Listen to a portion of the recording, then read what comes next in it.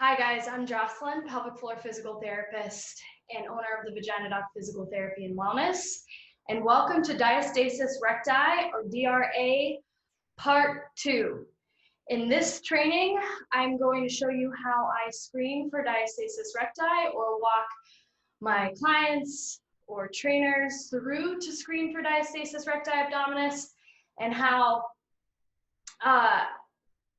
what is one example of an activity to improve or heal DRA in whenever I'm rehabbing. And there's 4 different phases. So what does that look like in each of those phases? So after this training, I want you to recognize the steps that you could try on your own to test to see if you have a DRA, what changes you can make when you go back to the testing the second or third time around, and then be able to recognize certain activities that might be associated with each phase of DRA rehab. You'll need a surface to lay on when you do this on your own, and patience. So I'm going to orient the camera here, and I'm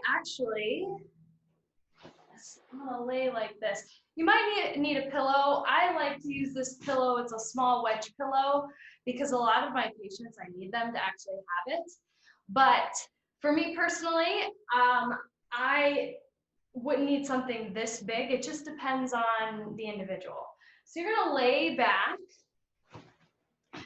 and your knees are gonna be bent, but for the purpose of the video, I will keep them straight. And there's 3 sites you are going to test. You're going to test the level of the belly button, 3 centimeters above the belly button, and 2 centimeters below the belly button. And you're just going to go through the test without thinking the way that I'm going to describe, and then you're going to come back to it. So hold that thought. Lay back, take 1 or 2 of your fingers, and find your belly button. I am going to press down in myself or my client vertically. And I know this could be scary, but as a newer provider, I didn't initially press hard enough. So now I am firm, and I'm just getting an appreciation of how far my fingers can sink in. I feel the resistance pushing back at me, so I know that that's my spot. Hands are by your side like this, and the examiner's fingers are here. You're going to tuck your chin and curl your head up just until your shoulder blades lift off the surface, and then you come back down. You repeat that 3 centimeters above, which is about here on me. But I would, if I wasn't sure, I'd measure it. Do the same thing. And then I'm going to go 2 centimeters below. What I am looking for, is what happens in the center of the abdominal wall. Is there like a vacuum action that happens, like sucking in? Is there a widening of the rib cage, like it's getting wider? Or is there like a tent or a dome that's coming through? Or is there closure around my fingers? Is there not closure around my fingers? Is there no, it doesn't feel like anything's happening? I'm testing that along each of these sites. And oftentimes I do go in between, but those are the main testing sites. Then I determine, okay, I ask myself all those questions. Ideally, the rib cage does not widen, and there's not too much doming, coning through the center.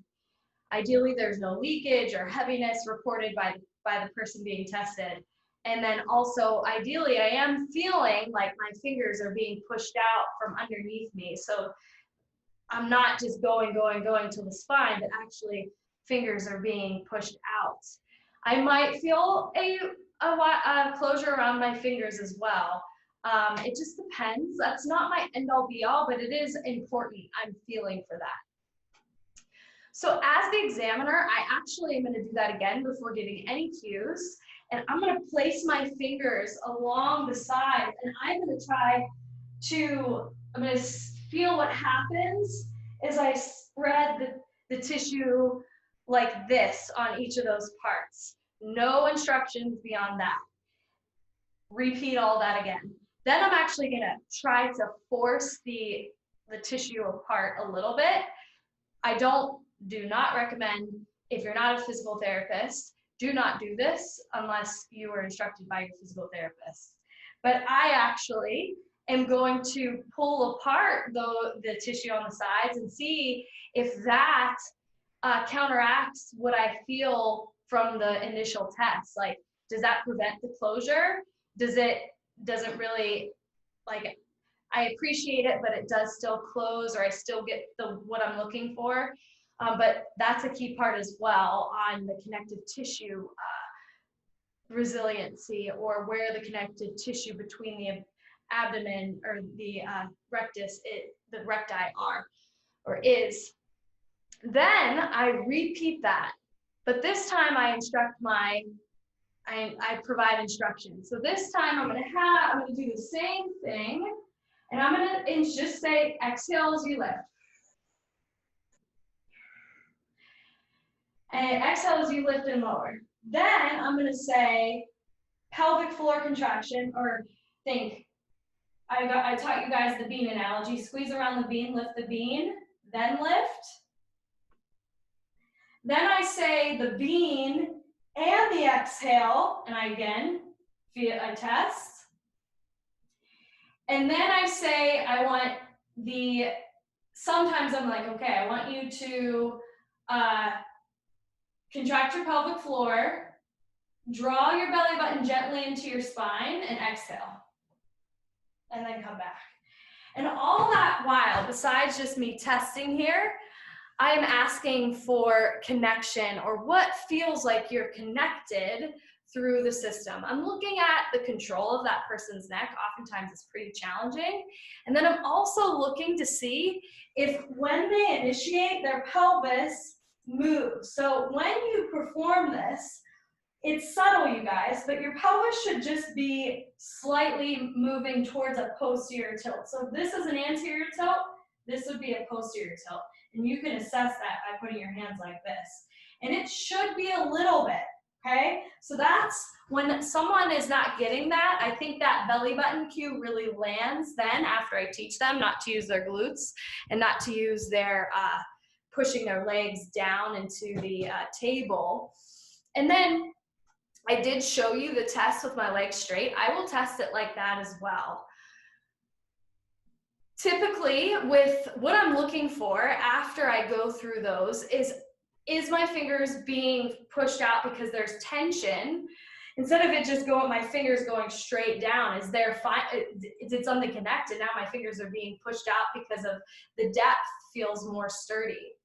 Is there a difference in the closure around my fingers? Oftentimes, the tension underneath is what is pushing my fingers out more so than the closure of the recti. But it can be different. And then I'm looking at what is the change if someone's rib cage moved, what happened when they made different adjustments. Did it stay still? Did it still widen? Did it still cave in? Did it still bulge? And did it improve, or did it stay the same or worsen? And all the while making sure they're not substituting like with glutes or holding their breath and so on. And oftentimes I do ensure that they're doing a proper pelvic floor contraction, and that makes my test much more useful than not knowing. And then that's what I base where I go moving forward. Oftentimes a moderate DRA, which in part one I described, gets a lot better with one of those or something that we retrain just with this test. And then if it's really severe, I still oftentimes see an improvement, and there's different approaches of how I try to connect the person. And sometimes it's like what I just described. Sometimes it's a hyperpressive, see what happens there depending on the person. There's a lot of things that we can do, and it's super fun when the person catches and is like, oh, I feel super connected. Sometimes I have to just reset up their position on with pillows or a wedge like I showed you, take away some tension underneath their knees or something like that. Now, that was my laying test. I also resist when they're sitting and or standing, both hands together. I resist up, I resist up, I resist down, I resist. I try to rotate them and then both directions, and then I also will resist something with one arm, and just based on their movement exam, that helps me prioritize what I'm resisting and standing. And then I sometimes have them do that against the wall, so I could put my hands on the rib cage to determine what I call, and what I've learned from Diane Lee, is force or failed load transfer. It's hard when you're the resistor to get that feel. And then I look at a test where my hands are on a person, and based on their DRA, the laying test, this gives me insight, but I look at what's happening to their body when they alternate marching. Are they transferring force well? And I'm looking at different points of where I'm showing with my fingers. And I give them time to practice. But basically, this test, from an eye view, guides me of potential deficits, and then also guides me where the primary area of force loss of load transfer is occurring. And when I spread the tissue and test the laying test, I can feel what's happening underneath my fingers, which is really telling. But like I said, I'm not an ultrasound machine, which I'm not even trained, and it's really amazing when you can find someone that's trained, but that's the gold standard to confirm what's going on with the transversus abdominis. Now, I hope that was it was more simple than, I hope that was understandable. I showed you how I did it on myself, and when I do those changes, the exhale and a gentle pelvic floor, or just the exhale, I feel much better, like deeper wise, like than without it. And I've never had children. Now to move on for phase, like what would we do in phase 1, phase 2, phase 3, phase 4. So phase 1 I described, I told you about the phases in video 1, but as a summary, phase 1 is where the rehab happens. What tissues need to be freed up because of scar tissue, which often could be the pelvic floor. The outer pelvic floor muscles are deeper. It could be a C-section scar or other scars. It could be overactivity in the low back muscles from 9 months of being pregnant, and could be something in either the nerves that go from your lower back diving into the pelvis that need freed up because of scar tissue, or just scar tissue that could have just formed from being in a long labor position if you couldn't move. Could be it's also retraining the deep system. So at that time, I'm teaching you how to perform a pelvic floor contraction. I'm teaching you how to properly coordinate the transversus abdominis with the pelvic floor without a lot of obliques. So if you see how I'm doing that, I'm pulling in, but you can see my obliques turn on. I want to train that. I want to build your awareness of when you're doing it optimally versus when there's areas for improvement. And then we coordinate with the breathing and so on. And then after that, goal 2 is capacity building. So we want to strengthen the connective tissue and train the deep system to be able to do things for a long period of time. I think it's 70% of our pelvic floor tissues, at least, are slow twitch fibers, meaning they're working to support our posture. And the transversus abdominis is a postural muscle along with the other deep systems. So they're designed to work a long period of time. So we have to rebuild that capacity back. Now, this could be done in all different types of positions, but the way I do it is based on the individual for the most part and what they want to do. So if they want to be able to run, which is a rotational sport, but they're losing force transfer here and say their hips, then I'm going to pick meaningful positions to build capacity that train this and this. And we're going to do that in a neutral position so that when we do our screen here, you're demonstrating to me that you're maintaining the force, you're transferring the load. So one exercise for a runner that I do for connection of their arms with their legs is just this hands and knees position, learning just number one, how to connect with their shoulder blades, because the shoulder blades are part of the outer core with the muscles. And then we need to build stability against rotating. So if you had a view on top of me, you'd see right now that my mid-back is rotating. But we would want to teach stability, so we would go back to phase one and the deep core system, figure out what clicks with you, and we're going to move real slow or do whatever we need to do to teach you how to stay still here. And in this period, it's going to be longer building capacity, so longer forces across the tissue, upwards of 30 seconds, so that your tissue is stimulated to change. That could also look like, this version. So I'm in a neutral spine.